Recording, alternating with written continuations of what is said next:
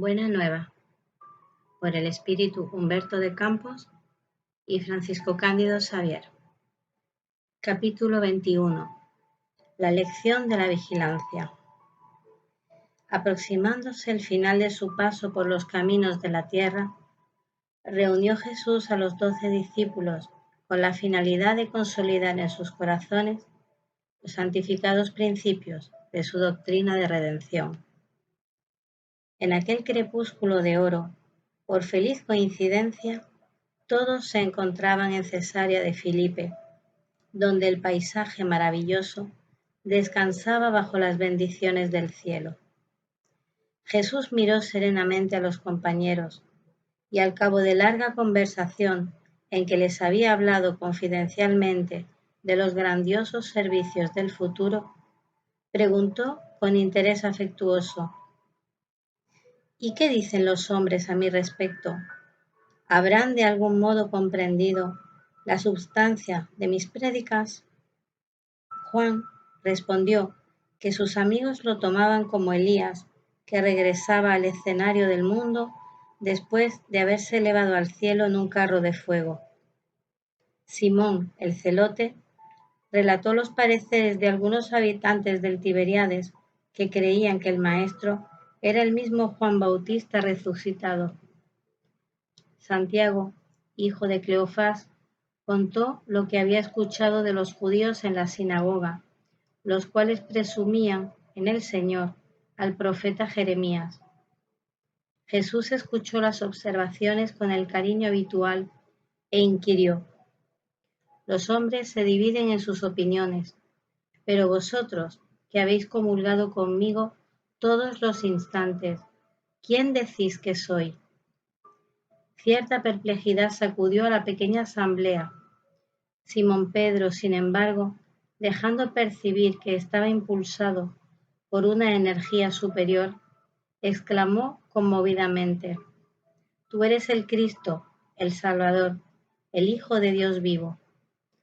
Bienaventurado eres tú, Simón, le dijo Jesús, envolviéndolo en una amorosa sonrisa, porque no fue la carne que te reveló estas verdades, sino mi Padre que está en los cielos. En este momento entregaste a Dios el corazón y hablaste por su voz. Bendito seas, pues, comienzas a edificar en el Espíritu la fuente de la fe viva. Sobre esa fe edificaré mi doctrina de paz y esperanza, porque contra ella jamás prevalecerán los desastrosos engaños del mundo.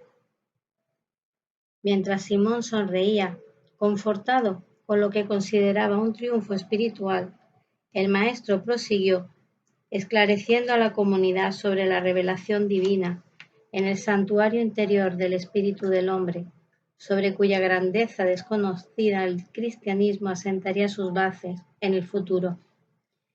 En el mismo instante, preparando a los compañeros para los próximos acontecimientos, el Mesías continuó diciendo: Amados, es importante que yo os esclarezca el corazón con el fin de que las horas tormentosas que se aproximen no lleguen a confundir vuestro entendimiento. A través de la palabra de Simón tuvisteis la claridad reveladora. Cumpliendo las profecías de la Escritura, soy aquel pastor que viene a Israel con el propósito de reunir las ovejas perdidas del inmenso rebaño. Vengo a buscar los dracmas extraviados del tesoro de nuestro Padre. ¿Y cuál es el pastor que no da testimonio de su tarea al dueño del rebaño? Es pues indispensable que yo sufra. No ha de tardar mucho el escándalo que me envolverá en sus sombrías redes. Se hace necesario el cumplimiento de la palabra de los grandes instructores de la revelación de los cielos que me precedieron en el camino. Está escrito que yo padeceré y no escaparé al testimonio. Haciendo pequeña pausa en su alocución, Felipe aprovechó para interrogar emocionado: Maestro, ¿cómo puede ser eso si sois el supremo modelo de la bondad? El sufrimiento será entonces el premio a vuestras obras de amor y sacrificio.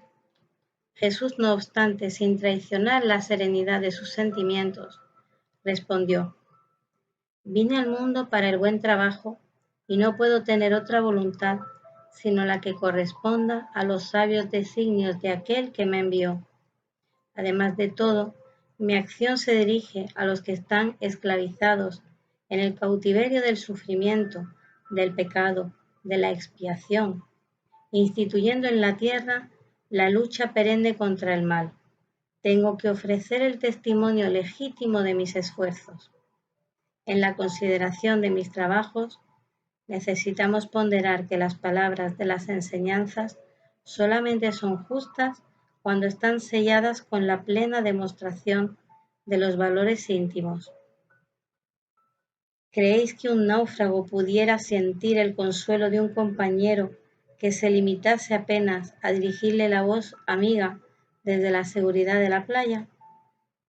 Para salvarlo, será indispensable enseñarle el mejor camino para librarse de la vorágine destructora, nunca tan solo con exhortaciones, sino zambulléndose igualmente en las olas, compartiendo los mismos peligros y sufrimientos. El fardo que sobrecarga los hombros de un amigo habrá siempre aumentado su peso si no ponemos a examinarlos, muchas veces guiados por observaciones inoportunas. Él, entre tanto, se volverá suave y leve para quien amamos, si lo tomamos con nuestro esfuerzo sincero, enseñándole cómo se puede atenuar su peso en las curvas del camino. Los apóstoles se entreojearon sorprendidos y el maestro continuó: no esperéis por triunfos que no los tendremos sobre la tierra de ahora. Nuestro reino aún no es ni puede ser de este mundo. Por esta razón, en breves días, no obstante mis aparentes victorias, entraré en Jerusalén para sufrir las más penosas humillaciones. Los príncipes de los sacerdotes coronarán mi frente con suprema ironía.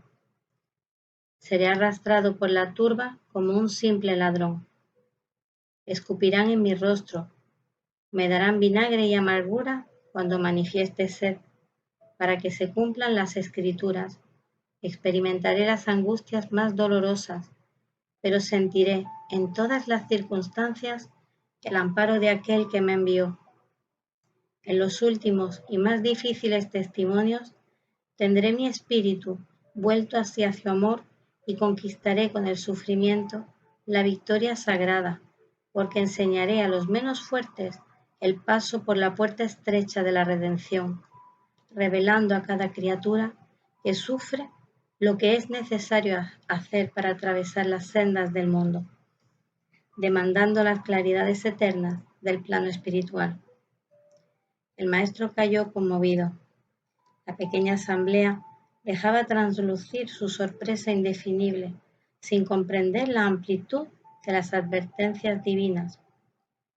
Fue entonces que Simón Pedro, modificando la actitud mental del primer momento y dejándose conducir en el rastro de las concepciones falibles de su sentimiento de hombre, se aproximó al Mesías y le dijo en particular: Maestro, conviene que no exageréis vuestras palabras, porque no podemos creer que tendréis que sufrir semejantes martirios. ¿Dónde estaría Dios entonces con la justicia de los cielos? Los hechos que nos dejáis entrever vendrían a demostrar que el Padre no es tan justo. Pedro, retira esas palabras, exclamó Jesús con enérgica serenidad. ¿También quieres tentarme como los adversarios del Evangelio? ¿Será que tú tampoco me entiendes, comprendiendo solamente las cosas de los hombres, lejos de las revelaciones de Dios?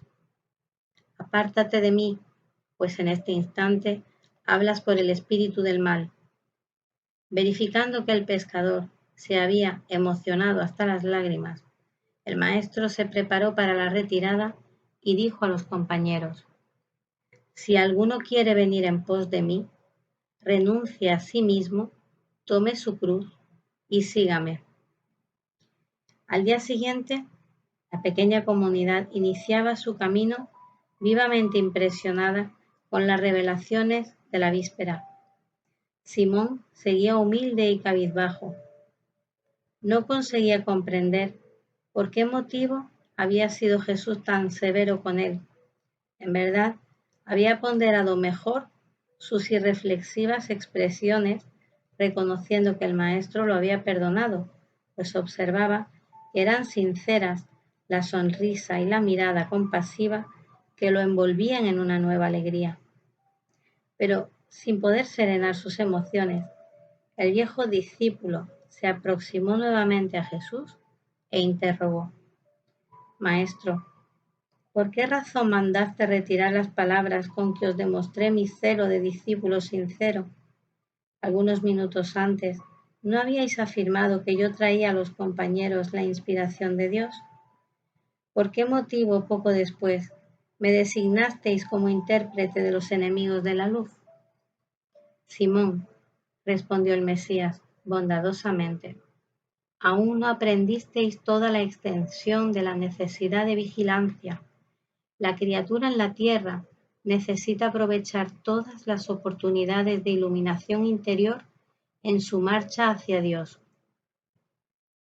Vigila tu espíritu a lo largo del camino. Basta un pensamiento de amor para que te eleves al cielo, pero en la jornada del mundo también basta a veces una palabra fútil o una consideración menos dignas para que el alma del hombre se conduzca al estacionamiento o a la desesperación de las tinieblas por su propia imprevidencia. En este terreno, Pedro, el discípulo del Evangelio, tendrá siempre inmenso trabajo que realizar porque por el reino de Dios es necesario resistir a las tentaciones de los seres más amados en la tierra, los cuales, aunque ocupen nuestro corazón, aún no pueden entender las conquistas santificadas del cielo. Acabando Cristo de hablar, Simón Pedro calló y se entregó a meditar.